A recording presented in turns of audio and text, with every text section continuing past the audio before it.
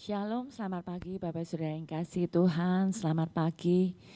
Selamat beribadah kembali di hadirat Tuhan. Mari hampiri tahta Tuhan dengan kerinduan kita. Mari kita berdoa. Terima kasih Tuhan, Kau sungguh baik dalam kehidupan kami. Ini kami Tuhan, kami mau mengucap syukur buat segala anugerah-Mu yang sudah Kau berikan buat kami. Kalau pagi ini kami boleh bangun dengan tubuh yang sehat, itu semua karena kasih karunia-Mu, bukan karena kuat gagah kami Tuhan. Itu semua karena kebaikan-Mu, anugerah-Mu yang Kau sudah limpahkan buat kami setiap hari. Bahkan ketika kami tidak memintanya, Engkau terlebih dahulu memberikannya kepada kami. Karena Engkau begitu mengasihi kami Tuhan. Terima kasih Tuhan. Kami mau berikan yang terbaik buat Engkau lewat pujian ucapan syukur kami. Kami haus akan Engkau. Kami rindu datang kepadamu, menyembah-Mu Tuhan. Kami percaya Tuhan ketika kami sungguh-sungguh berseru kepadamu, Engkau melihat isi hati kami, Engkau melihat kerinduan kami. Dan kami percaya Tuhan dimanapun kami berada, Engkau ada. Engkau menilik setiap kami, Engkau memulihkan hati kami. Terima kasih ya Yesus. Biarlah segala pujian, hormat, kemuliaan hanya kami persembahkan hanya bagi Engkau Allah yang hidup. Dalam nama Yesus kami berdoa dan mengucap syukur Bapa. Haleluya, amin. Bapakku datang menyembah-Mu di sini. Ku percaya Kau ada bagiku. Bapakku datang menyembah-Mu di sini. Oh, ku percaya Kau ada bagiku, ada bagiku. Tak usah ku takut, tak usah ku takut, sebab Kau sertaku. Tak usah ku bimbang, Kau di dalamku. Tak usah ku cemas, Kau penghiburku. Saat ku lemah, Kau kuatku. Ku nyanyi haleluya,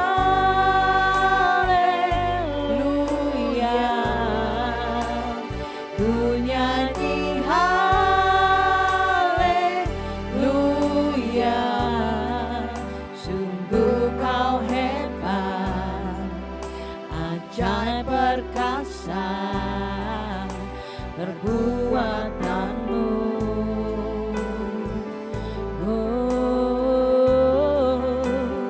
Ku nyanyi haleluya,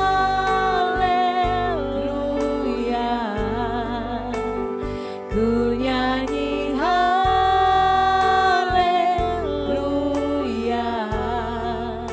Sungguh Kau hebat, ajaib perkasa perbuatan-Mu.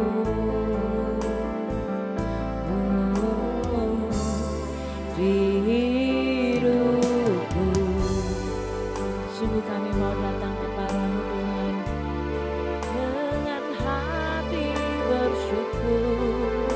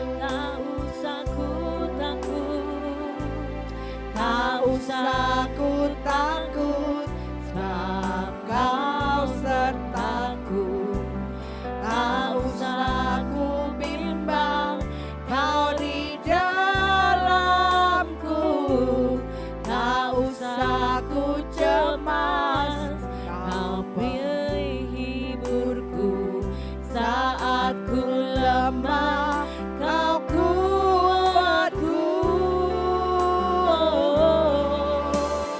Ku nyanyi haleluya.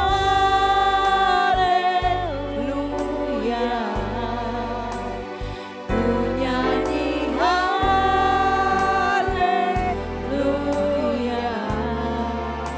Sungguh kau hebat, ajaib perkasa perbuatanmu.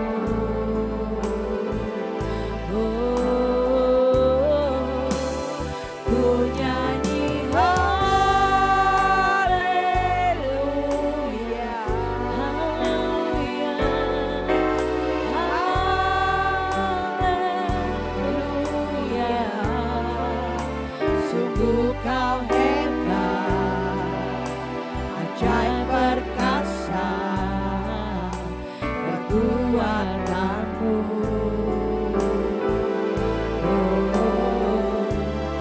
Di hidupku. Sekali lagi katakan dengan segenap hatimu, harapanku datang menyembahmu.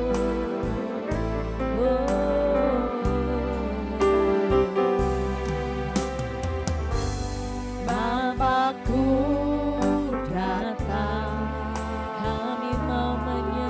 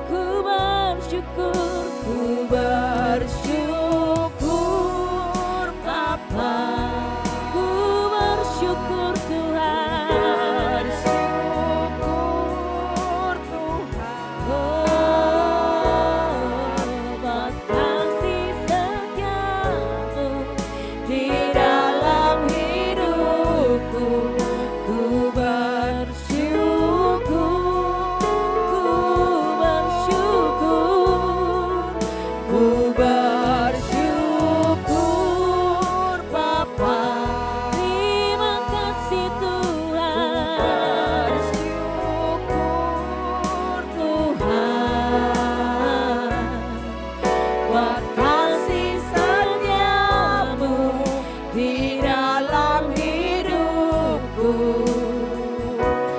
Ku bersyukur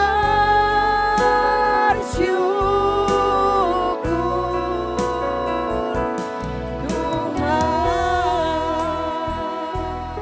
Banyak yang Kau perbuat dalam kehidupan kami Tuhan. Banyak yang Kau perbuat di dalam hidupku.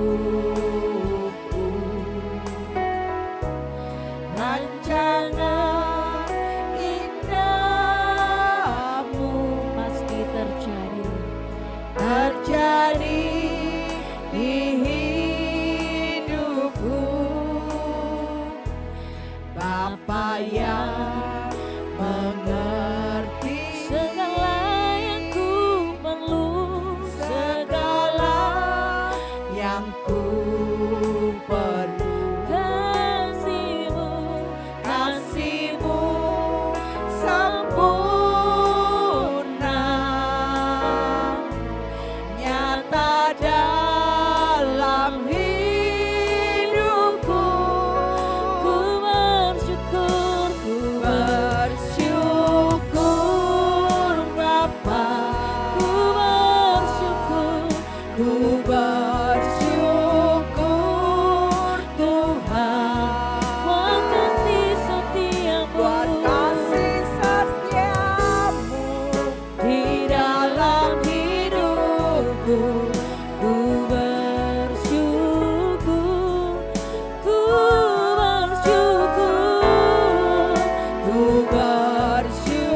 bersyukur Bapa. Terima kasih Tuhan. Bersyukur Tuhan. Kasih setiamu di dalam hidupku. Ku bersyukur Tuhan. Bersyukur Bapa. Terima kasih Tuhan. Bersyukur Tuhan. Segala yang Kau berikan buat kasih setiamu di dalam hidupku. Ku bersyukur,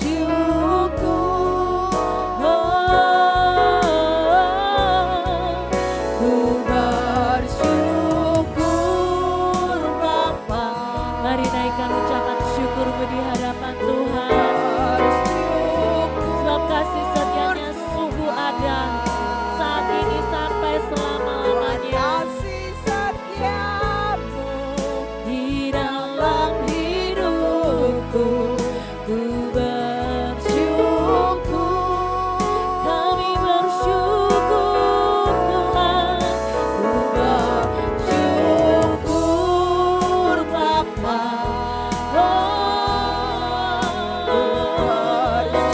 Bersyukur Tuhan.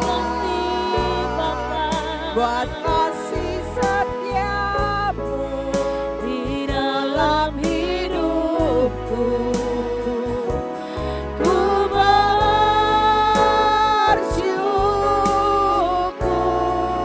buat kasih setiamu di dalam hidupku. Buat kasih setiamu di dalam hidupku. Buat kasih setiamu di dalam hidupku.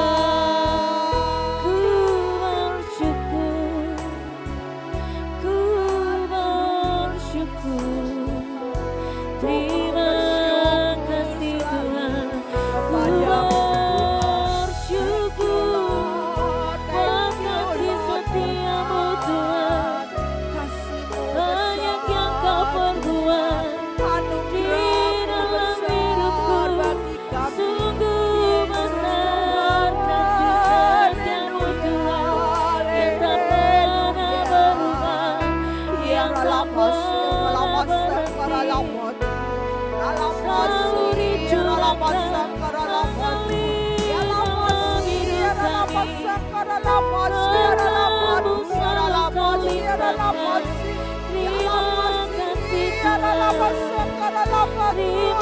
kasih Yesus. Bersyukur Tuhan. Mari naikkan ucapan syukurmu di hadapan Tuhan. Mari ingat segala kebaikannya. Kalau kita boleh ada sama saat ini itu semua karena anugerah Tuhan.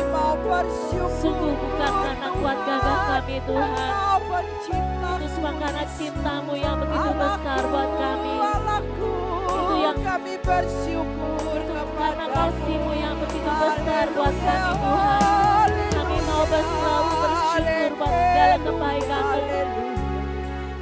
Di tahun ini Tuhan, di hari-hari yang akhir ini Tuhan kami mau tetap selalu bersyukur Tuhan.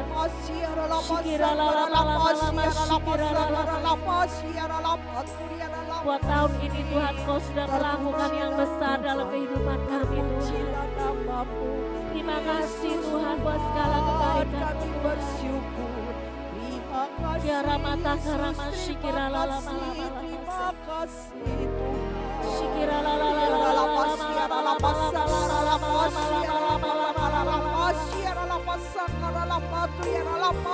Meskipun seringkali kami mengalami lembah yang gelap, tetapi kami merasa kuat karena Engkau ada bersama kami Tuhan. Terima kasih buat hari-hari yang kami lalui di tahun ini Tuhan. Karena Engkau begitu amat baik. Karena Engkau begitu baik buat kami Tuhan. Terima kasih Tiara mata karama shikira la la la. Tiara la la la la la la la shikira la la la.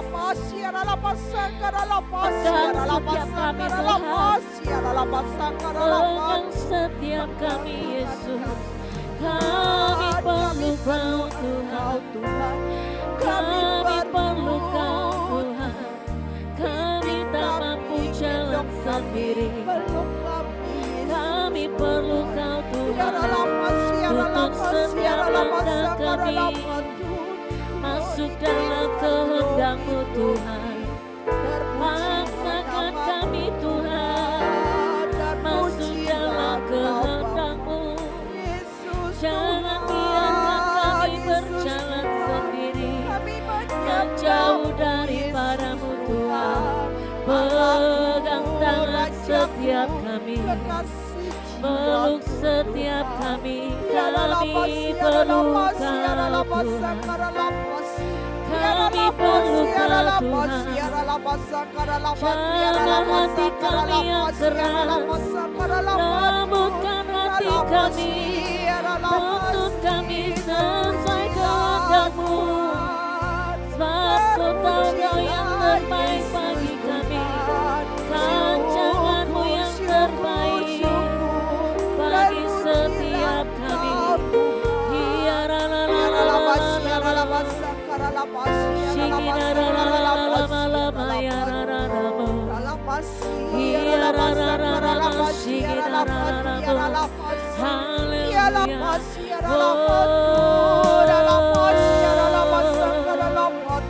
Tiara mata karama shikira la la la la la la la la. Tiara la la la la la la la la la la shikira la la la la la la la la.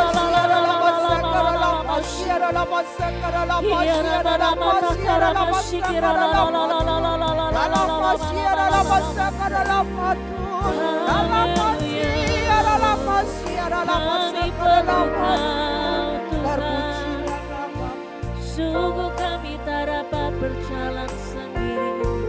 Kami perlu Kau Tuhan. Pegang tangan setiap kami.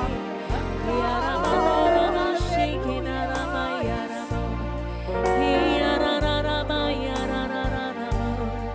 Tiara Rama Shikina Rama. Haleluya. Terima kasih Tuhan. Sebab segala yang terjadi dalam kehidupan kami itu semua ada dalam rencana-Mu Tuhan. Kalau beberapa hari lagi kami akan memasuki tahun yang baru, Kami percaya kami tidak berjalan sendiri. Kami tidak memasuki tahun itu dengan sendirian, tapi Engkau ada bersama kami. Dan Engkau tetap ada, Engkau Allah yang hidup, Engkau Allah yang sama, yang akan melakukan perkara yang besar dalam kehidupan kami, Tuhan. Terima kasih ya Yesus, terima kasih Tuhan. Kami percaya mujizat masih ada dalam kehidupan kami. Apapun yang kami butuhkan, apapun yang kami pergumulkan, Engkau mengerti Tuhan. Engkau melihat dan Engkau akan memberikan kami perkara yang besar, mujizat yang luar biasa yang bahkan tidak pernah kami pikirkan. Itu yang akan Kau sediakan buat setiap kami Tuhan. Terima kasih Yesus, terima kasih Tuhan. Haleluya Yesus. Segala yang terjadi dalam hidupku ini, semua ada dalam rancangan-Mu. Lewati hari-hari, ku tahu tak sendiri. Ada Kau Tuhan yang selalu sertaku. Katakan segala yang terjadi. Segala yang terjadi dalam hidupku ini, semua ada dalam rancangan-Mu. Lewati hari-hari, ku tahu tak sendiri.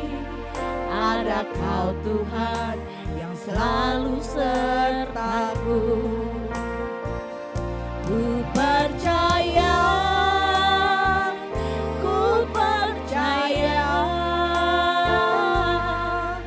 mujizat-Mu masih ada dalam hidupku. Ku percaya,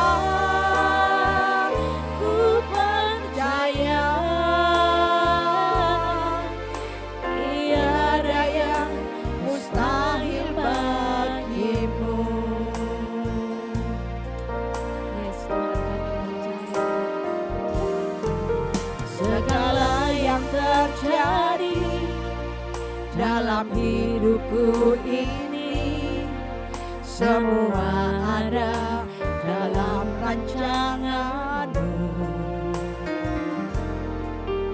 Lewati hari-hari, ku tahu tak sendiri. Ada Kau Tuhan yang selalu sertaku. Ku percaya,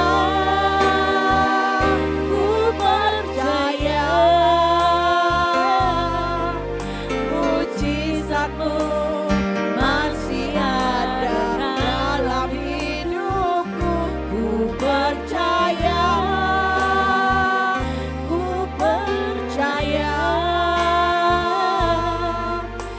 tiada yang mustahil bagimu. Percaya, ku percaya, mujizat-Mu masih ada dalam hidupku. Ku percaya,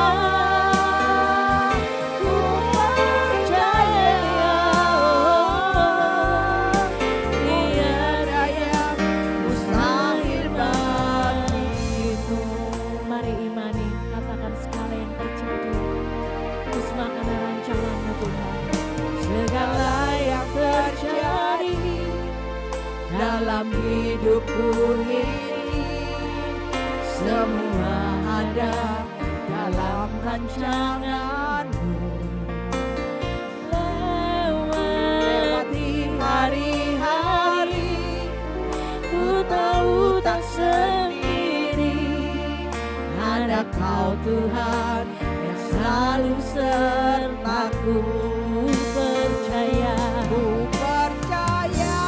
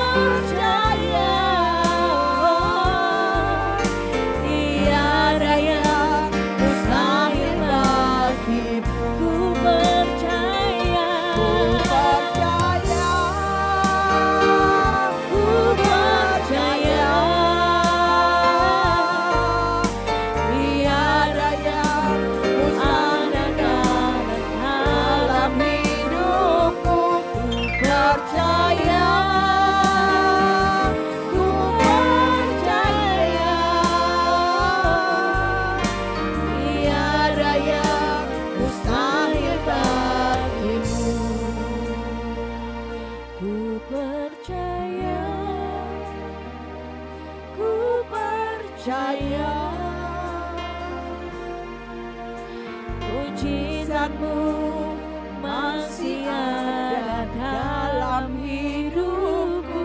Ku percaya, ku percaya, mujizat-Mu ada bagiku. Katakan ku percaya, ku percaya. Imani, katakan ku percaya Tuhan, mujizat-Mu masih ada dalam hidup kami Tuhan. Masih ada dalam hidupku, ku percaya, ku percaya. Tiada yang mustahil bagi. Sekali lagi dengan iman katakan ku percaya.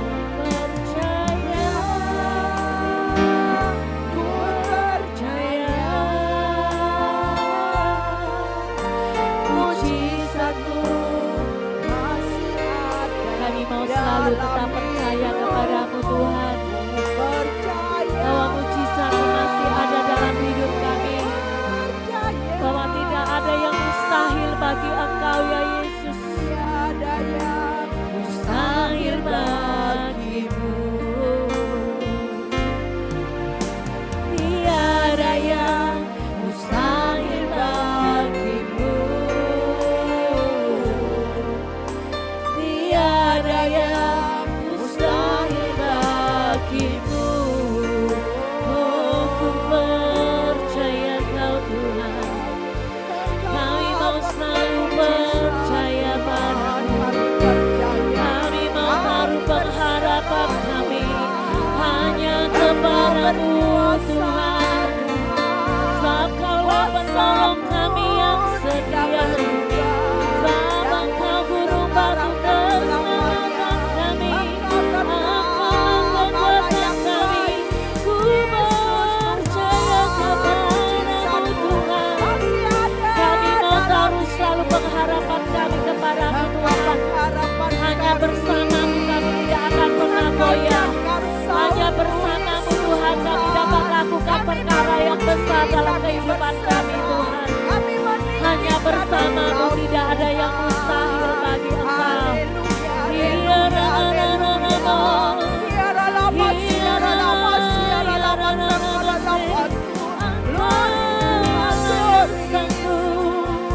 Engkau yang sanggup melakukan perkara besar. Tidak ada yang mustahil bagimu Tuhan. Segala ada mungkin bagimu. Yesus, Engkau dahsyat.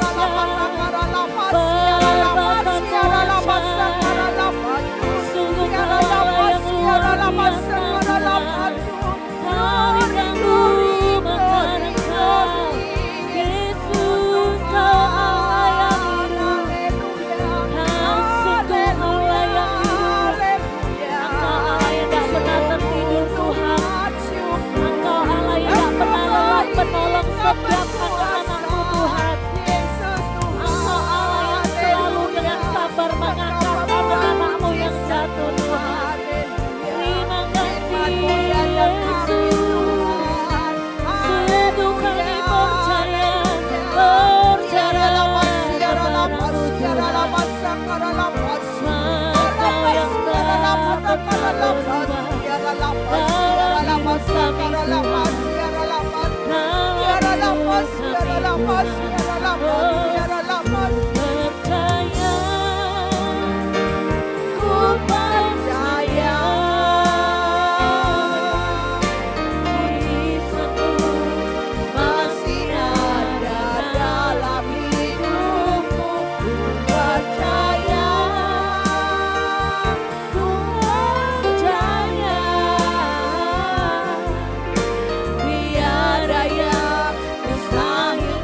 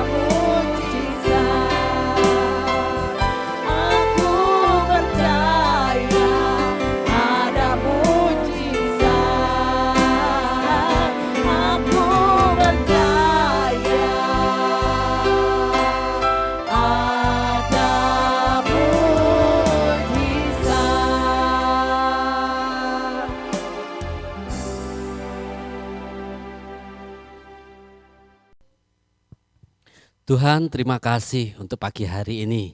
Bapa, menjelang kami mengakhiri tahun 2021 ini, sungguh kemurahan-Mu, penyertaan-Mu kami rasakan, keindahan berjalan bersama dengan Engkau. Terima kasih Bapa untuk pagi hari ini. Sebentar kami mau belajar bersama-sama akan kebenaran firman-Mu, supaya boleh menjadi satu pemahaman dalam hidup kami. Khususnya sebentar kami akan akhiri tahun ini. Dan tahun-tahun mendatang kami percaya hidup kami menjadi lebih baik lagi. Terima kasih Bapa.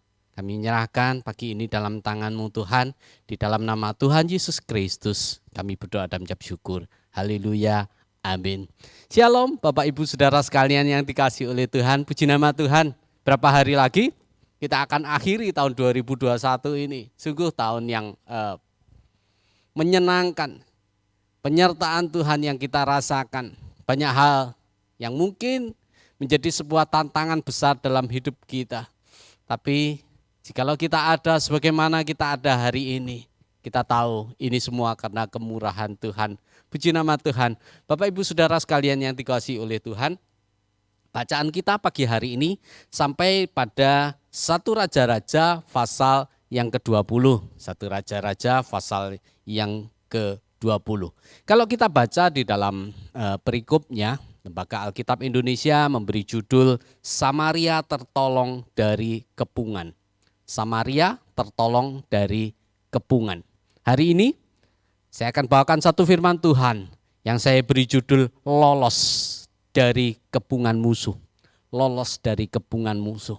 Di dalam hidup ini seringkali kita merasakan ada masalah, ada tantangan, dan itu kita anggap sebagai musuh yang mengganggu perjalanan hidup kita.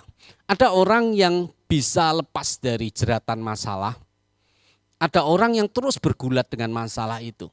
Jadi musuh itu terus menghantui hidupnya, terus menghambat perjalanan hidupnya. Dan pagi hari ini kita belajar dari kisah tentang satu raja yang pada akhirnya dia lolos dari kepungan musuh. Lolos dari kepungan musuh. Samaria tertolong dari kepungan. Ada 3 hal, ada 3 poin yang kita bisa pelajari dari kisah ini. Apa yang terjadi ini. Supaya saat kita mempelajarinya kita mendapatkan sesuatu dan kita pun jikalau mengalami ada kepungan musuh, ada tantangan di dalam kehidupan kita, kita ini bisa lepas dari itu dan kita timbul menjadi pemenang. Ada 3 poin. Yang pertama yang harus kita pahami adalah jangan mau terintimidasi. Jangan mau terintimidasi. Coba kita lihat di dalam 1 Raja-Raja pasal yang ke-20 ayat yang ke-8. 1 Raja-Raja 20 ayat yang ke-8 dikatakan demikian. Lalu kata semua tua-tua dan segenap rakyat itu kepadanya, jangan dengarkan, jangan luluskan. Jangan dengarkan, jangan luluskan. Ini harus begitu kuat di dalam hidup kita. Saat ada intimidasi yang menekan hidup kita. Iblis mengintimidasi hidup kita menjadi sebuah musuh yang begitu kuat menyerang hidup kita. Katakan dalam diri ini, jangan dengarkan, jangan luluskan. Bapak Ibu Saudara sekalian yang dikasihi oleh Tuhan, apa sih intimidasi yang terjadi pada kisah ini? Coba kita lihat ya ceritanya. Kita buka mulai dari ayat 1 sampai ayat yang ke-6. 1 Raja-Raja 20 ayat 1 sampai yang ke-6 dikatakan demikian. Ben-Hadad Raja Aram mengumpulkan seluruh tentaranya. 32 orang raja bersama-sama dia beserta kuda dan kereta. Lalu ia maju, ia mengepung Samaria dan memeranginya. Kemudian ia mengirim utusan ke kota itu kepada Ahab, Raja Israel. Dengan pesan, beginilah pesan Ben-Hadad, emasmu dan perakmu adalah milikku, dan juga istri-istri dan anak-anakmu yang cantik-cantik adalah milikku. Raja Israel menjawab katanya, seperti bicaramu itulah ya tuanku raja, aku ini dengan segala yang ada padaku adalah milikmu. Sesudah itu utusan-utusan itu kembali dan berkata, beginilah pesan Ben-Hadad. Memang aku telah menyuruh orang kepadamu mengatakan emas dan perakmu, istri-istri dan anak-anakmu harus kau serahkan kepadaku. Tetapi besok kira-kira pada waktu ini aku akan menyuruh pegawai-pegawaiku kepadamu dan mereka akan menggeledah rumahmu dan rumah pegawai-pegawaimu, maka segala yang mereka lihat dan ingini akan mereka ambil dan mereka bawa. Saudara lihat ya, betapa luar biasanya intimidasi ini saudara, yang dilakukan oleh Ben-Hadad terhadap Ahab, Raja Israel. Ini sebuah intimidasi yang tidak main-main. Jadi awalnya Ben-Hadad ini kan datang menyuruh pegawainya untuk mendatangi Ahab. Apa yang kau miliki, emasmu, perakmu, bahkan dikatakan istri-istrimu, anak-anakmu yang cantik, itu milikku, itu milikku. Nah, saudara lihat, ini Ahab Raja Israel ini sudah ngomong, ya wis, apa yang kamu katakan milikmu. Saudara. Tetapi kita mesti tahu bahwa intimidasi itu terus menekan. Jadi bukan hanya berhenti sampai di situ saja, pada satu titik, itu saja. Ketika intimidasi ini diberi ruang, dia akan tambah menekan, semakin menekan. Jadi tadi awalnya emas, perak, istri, anak-anak diminta. Ketika diberi ruang oleh Ahab, besoknya nyuruh pegawai lagi, Ben-Hadad bilang, besok pegawai-pegawaiku akan datang ke tempatmu. Mereka akan menggeledah rumah-rumah, termasuk rumah pegawainya. Apa yang ditemui, apa yang diingini, nanti mereka akan ambil dan mereka bawa. Kan nemen saudara, luar biasa. Tekanan ini saudara, intimidasi ini begitu diberi ruang, dia akan semakin menekan. Kalau kita lihat tadi pada akhirnya rakyat dan para tua-tua itu bilang, jangan dengarkan dan jangan luluskan. Artinya apa? Jangan mau terintimidasi. Demikian juga dengan hidup kita. Bapak Ibu Saudara sekalian yang dikasih oleh Tuhan, ini yang pola pikir ini yang harus ada dalam diri kita. Pola pikir ini yang harus ada dalam diri kita. Banyak orang itu yang seringkali saat mendapat intimidasi dari iblis, tekanan masalah, orang itu menyerah. Orang itu menyerah. Kenapa dia menyerah? Karena kita tahu bahwa pola pikir ini adalah medan pertempuran. Pikiran ini medan pertempuran. Kita harus menang di area ini. Harus menang di area ini. Menghadapi tekanan, menghadapi kepungan. Di area pikiran ini kita harus menang dulu. Itulah sebabnya. Ada satu ayat saudara, kita baca ya. Di dalam Roma 12 ayat yang kedua. Roma 12 ayat yang kedua dikatakan demikian. Janganlah kamu menjadi serupa dengan dunia ini, tetapi berubahlah oleh pembaharuan budimu, sehingga kamu dapat membedakan manakah kehendak Allah, apa yang baik, yang berkenan kepada Allah, dan yang sempurna. Saudara baris bawahi kata, berubahlah oleh pembaharuan budimu. Budi itu pikiran saudara, pikiran. Berubahlah oleh pembaharuan budimu. Jangan serupa dengan dunia ini. Yang pertama, yang menjadi medan pertempuran antara diri kita dengan iblis itu pola pikir kita. Budi kita. Allah kepengen meminta perbaharui, berubah oleh pembaharuan budi, pembaharuan cara berpikir. Ini penting.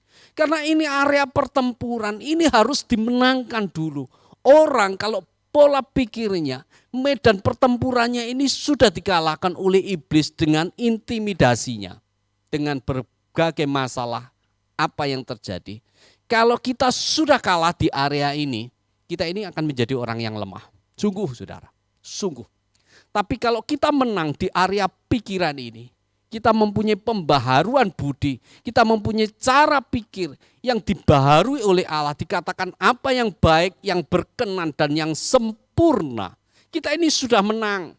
Kita sudah menang, kita tinggal melangkah aja. Kita tinggal melangkah aja. Jangan mau diintimidasi, jangan dengarkan, jangan luluskan. Itu harus kuat dalam diri kita. Intimidasi itu apa aja sih? Seringkali di dalam dunia ini yang menjadi intimidasi itu bisa jadi itu intimidasi masalah keuangan.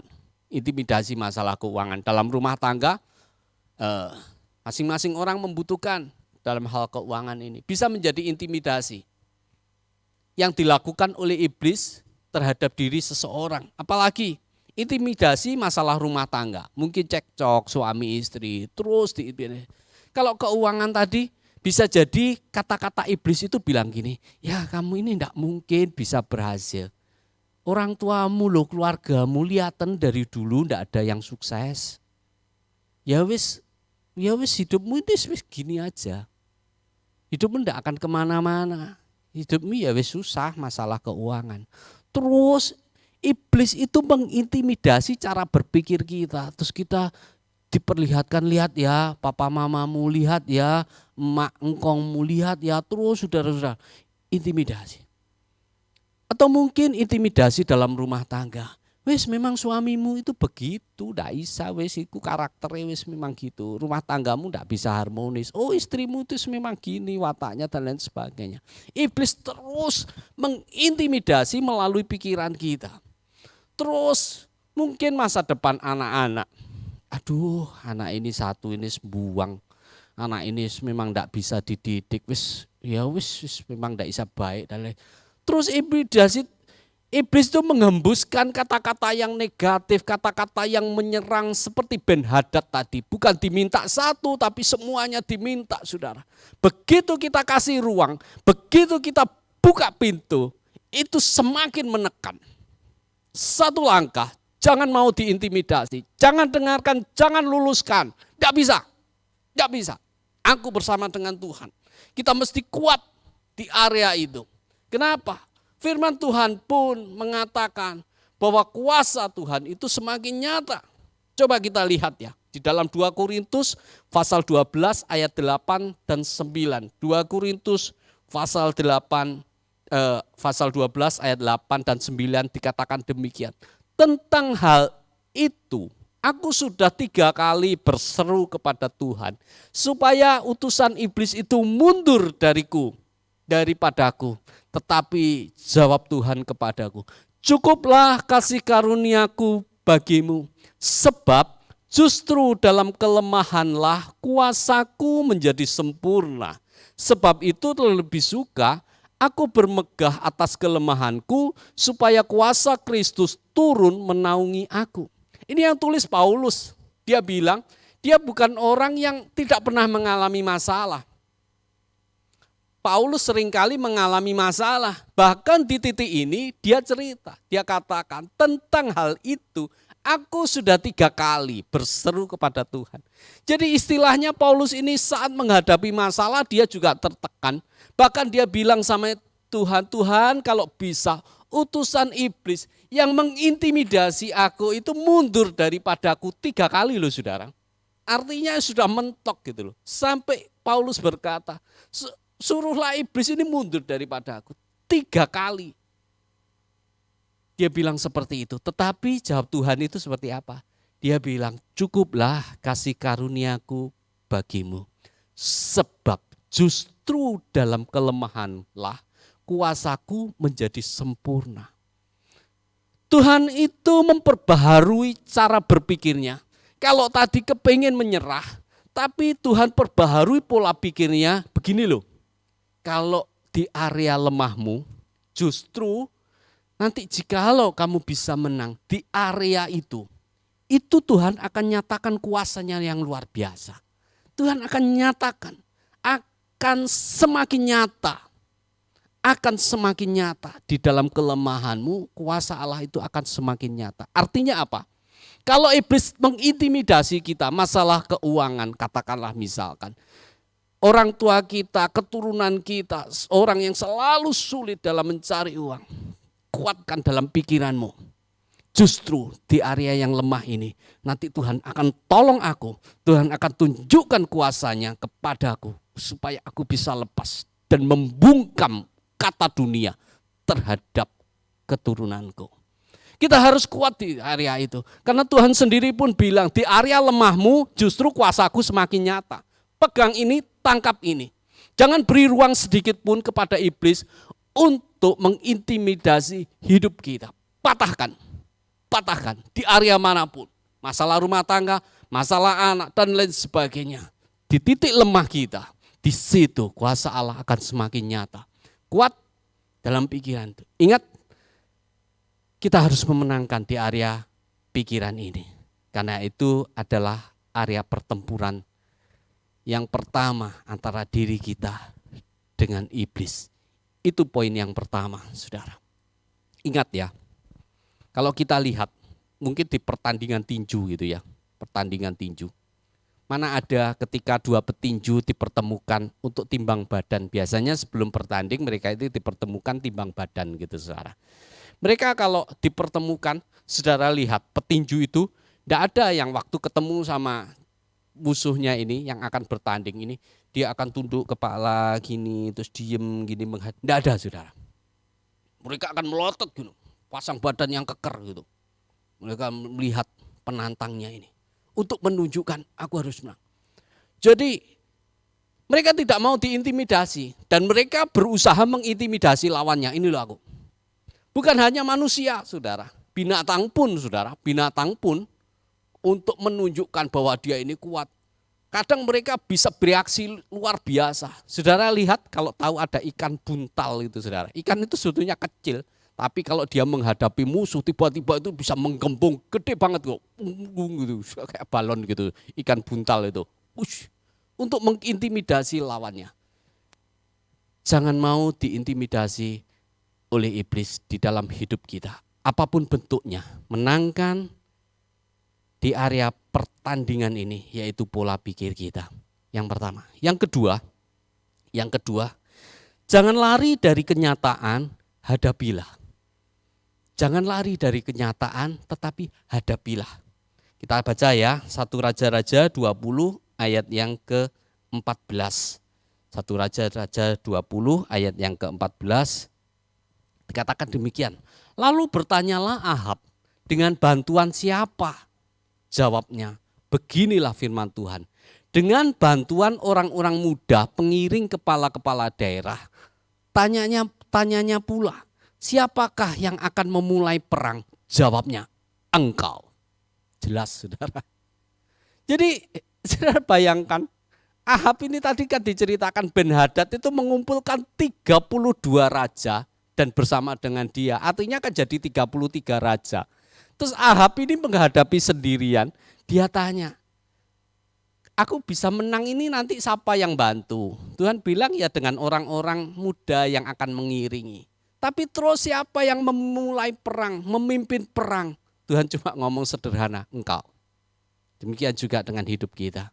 Bapak Ibu Saudara sekalian yang dikasihi oleh Tuhan, saat ada musuh menyerang hidup kita dalam bentuk apapun, tanamkan dalam diri kita. Kitalah yang harus memimpin perang itu. Jangan salahkan orang lain, meskipun kita punya alasan untuk itu. Mungkin rumah tangga kita lagi kacau gara-gara pasangan kita. Secara logika kalau dipikir-pikir memang gara-gara pasanganku. Tapi ingat, Tuhan itu cuma ngomong, yang mimpin perang itu kamu loh ya. Jadi bukan orang lain. Jadi jangan tuntut pasangan untuk berubah supaya rumah tangga ini berubah. Enggak, kamu dulu yang mimpin perang. Kalau kamu kepingin situasi ekonomimu berubah, jangan salahkan orang lain. Jangan salahkan orang tuamu dan lain sebagainya. Dulu orang tuaku kok kerja enggak giat ya dan lain sebagainya. Jangan. Tutup buku masalah lalu ya biar berlalu. Tinggalkan, saudara. Kita memandang masa depan. Pimpin perang. Aku yang memimpin, karena Allah bilang engkau yang mimpin. Kalau engkau ingin berubah, engkau lepas dari kepungan musuh ini, engkau harus memimpin perang. Jangan melarikan diri. Jangan kita ini lari dari kenyataan, tapi hadapilah. Bersama dengan Tuhan, kita melihat, sungguh, aku harus memimpin perang. Aku yang harus berdiri di depan. Aku yang harus mempunyai inisiatif. Aku tidak boleh mengandalkan orang lain. Aku tidak boleh menyalahkan orang lain. Tapi Tuhan bilang, engkau yang memimpin perang. Aku sendiri yang harus memulainya. Aku sendiri yang harus mengawalinya. Kita akan akhiri tahun ini sebentar lagi. Tahun depan, firman Tuhan ini harus menjadi penyemangat dalam hidup kita. Aku mau menjadi pribadi yang lebih baik lagi. Itu poin yang kedua. Coba kita lihat ya, kisah di dalam Yosua pasal yang ke-7 ayat yang ke-7. Yosua pasal yang ke-7 ayat yang ke-7 dikatakan demikian. Dan berkatalah Yosua, Tuhanku Allah, mengapa engkau menyuruh bangsa ini menyeberangi sungai Yordan, supaya kami diserahkan kepada orang Amori untuk dibinasakan? Lebih baik kalau kami putuskan tadinya untuk tinggal di seberang sungai Yordan itu.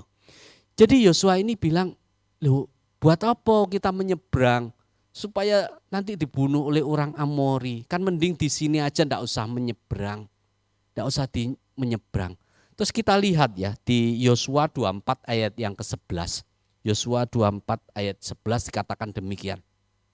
Setelah kamu menyeberang sungai Yordan dan sampai ke Yeriko, berperanglah melawan kamu warga-warga kota Yeriko, orang Amori, orang Feris, orang Kanaan, orang Het, orang Girgasi, orang Hewi, dan orang Yebus. Tetapi mereka itu kuserahkan ke dalam tanganmu. Kita lihat ya, bangsa Israel ini kan sudah dijanjikan tanah perjanjian. Tapi mereka harus menyeberangi itu sungai Yordan untuk mendapatkan tanah perjanjian. Dan itu tidak mudah. Saudara lihat, baca ini saudara. Mereka itu harus memerangi siapa saja. Orang Amori, Yeriko dan lain sebagainya. Berperang. Demikian juga dengan hidup kita. Saat kita dikepung musuh dengan berbagai masalah, kita harus tahu, kita yang memimpin perang dan kita harus mau berperang. Artinya apa? Ada harga yang harus kita bayar. Orang berperang itu kan tidak cuma diem gitu, enggak. Ada sesuatu yang dia lakukan. Dia menghadapi tantangan itu. Enggak mudah. Perang begitu banyak lawannya. Seperti Ahab tadi. 33 raja sudah. Belum para pengikutnya. Harus dimenangkan. Itu poin yang kedua. Yang pertama tadi apa saudara? Jangan mau terintimidasi.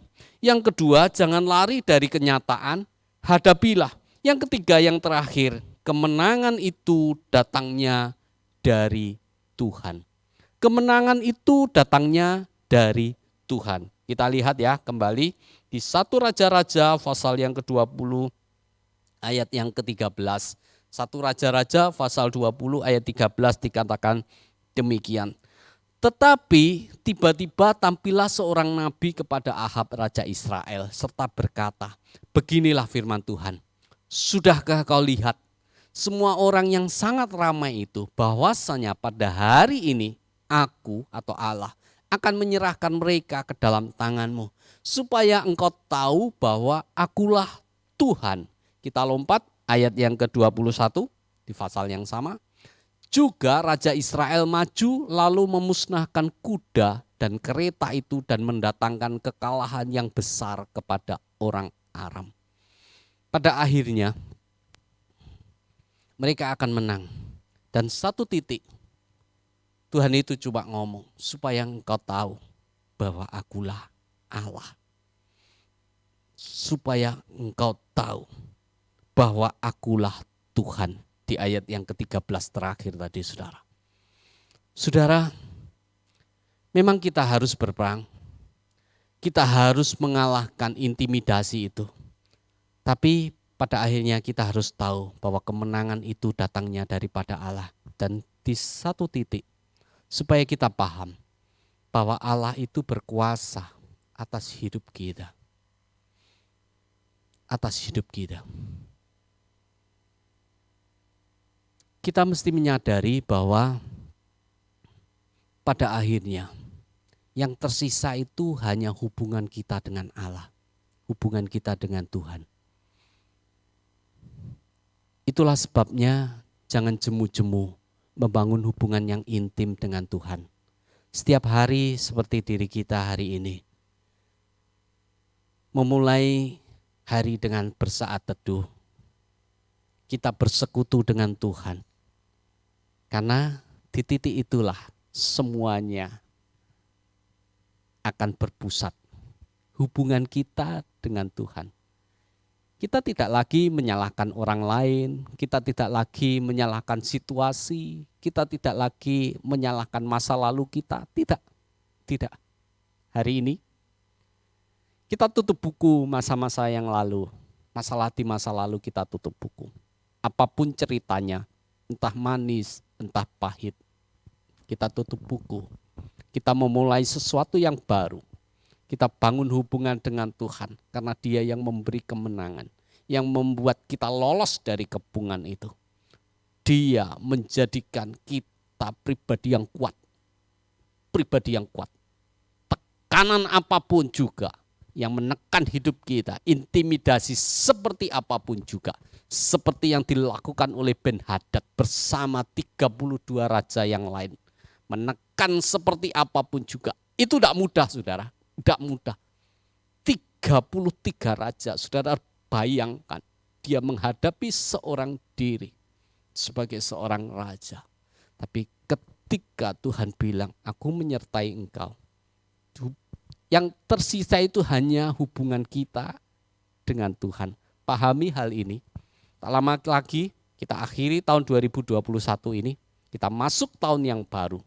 Kita perbaharui pola pikir kita. Kita berani maju berperang. Kita menjadi pribadi yang teguh, kuat. Dan pada satu titik kita menyadari pada akhirnya Tuhan yang membuat segala sesuatunya itu membawa kemenangan bagi hidup kita. Asal hubungan kita dengan Tuhan itu beres. Ada sebuah keintiman, ada sebuah hubungan yang manis. Di sana Tuhan akan banyak bekerja, menunjukkan kuasanya di titik lemah kita. Amin. Tuhan Yesus memberkati. Mari kita tundukkan kepala, kita berdoa. Tuhan, terima kasih. Tidak ada orang yang tidak pernah mengalami masalah dalam hidupnya. Termasuk Paulus yang seorang rasul yang luar biasa. Bahkan dia mau menyerah karena sudah 3 kali dia rasakan bagaimana dia diintimidasi oleh iblis itu. Tapi kami boleh belajar sesungguhnya Engkau yang membuat tangan kami kuat, membuat kaki kami tidak goyah. Kami menjadi panglima-panglima perang. Kami yang memimpin. Kami tidak menyalahkan orang lain. Kami tidak menyalahkan situasi. Kami mau hubungan kami denganmu Tuhan. Keintiman kami denganmu Tuhan. Membawa sebuah perubahan besar dalam hidup kami. Terutama tahun depan, tahun 2022. Tuhan, kami percaya masa depan itu sudah Engkau persiapkan buat hidup kami sekeluarga. Terima kasih Bapa, terima kasih. Kami ambil itu, kami percaya Engkau yang memberi kami kemenangan. Terima kasih Bapa, terima kasih untuk hari yang baru. Hari ini kami serahkan semua dalam tangan-Mu. Kami serahkan tubuh, jiwa, roh kami dalam tangan-Mu. Biarlah kiranya apa yang kami kerjakan Kau buat berhasil. Dan semuanya kami kembalikan untuk hormat kemuliaan-Mu. Terima kasih Bapa. Biarlah sukacita yang dikerjakan oleh Roh Kudus itu ada di hidup kami. Kami buka hari ini di dalam satu nama Tuhan Yesus Kristus, Allah yang hidup. Haleluya. Amin. Amin. Tuhan Yesus memberkati.